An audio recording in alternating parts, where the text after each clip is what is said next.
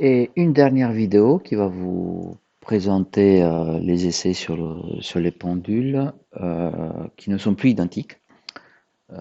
Donc on a à nouveau deux masses de 500 grammes sur un pendule et deux masses de 1 kg sur le deuxième pendule, celui de devant. Je vais faire sur une même vidéo tous les essais, ça veut dire des essais pour le mouvement en quadrature. Donc vous le voyez ici, je pars de l'équilibre, je mets hors d'équilibre un des pendules en laissant l'autre à la verticale et je regarde ce que ça donne.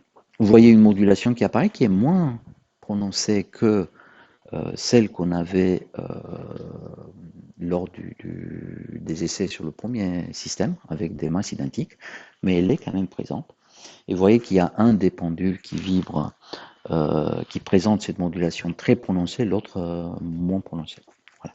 Donc je vous laisse également interpréter ces données en prenant des valeurs. Je vais arrêter, je vais faire un zoom.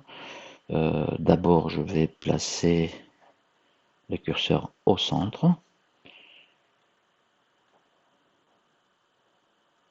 Je vais placer par exemple sur la courbe blanche.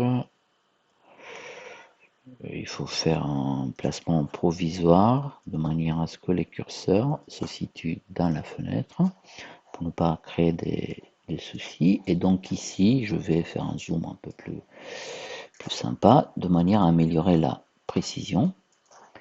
Donc je me place ici pour le premier curseur et ici sur le deuxième. Là, vous avez les valeurs qu'il faut en temps.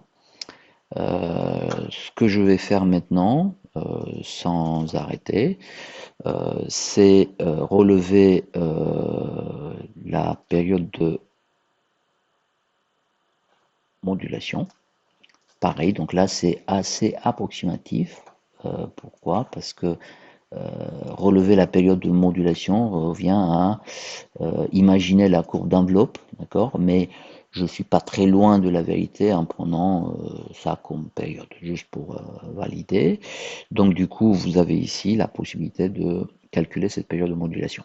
J'espère que vous êtes convaincu lors des premières vidéos que c'est la même chose que je peux obtenir en faisant le calcul sur les périodes sur la courbe rouge. Donc du coup, on va considérer que là, cet essai est désormais suffisamment bien analysé. Maintenant, je vais relancer l'acquisition et bon, peut-être en effaçant le graphe, je vais aller maintenant imposer une condition initiale où je vais faire l'inverse. Je vais placer le premier pendule à la verticale et le deuxième hors d'équilibre. Est-ce que je vais avoir autre chose? Bah, vous voyez que dans ce cas de figure, celui qui va montrer une modulation, c'est celui d'en haut, donc le blanc, d'accord, l'autre pendule. Est-ce que je vais avoir des périodes différentes? À vous de me dire, vous pouvez le dire même avant de faire l'analyse, mais je vais quand même le faire, donc je vais faire un stop et je vais analyser, cette fois-ci par exemple la courbe rouge, pourquoi pas. Donc pareil, il faut ramener les curseurs d'abord au centre.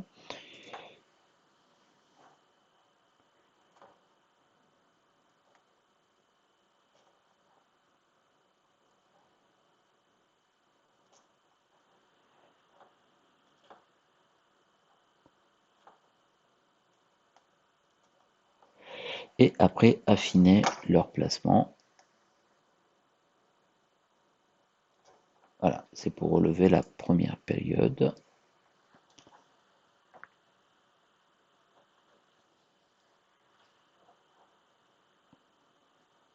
Je vous laisse prendre les valeurs.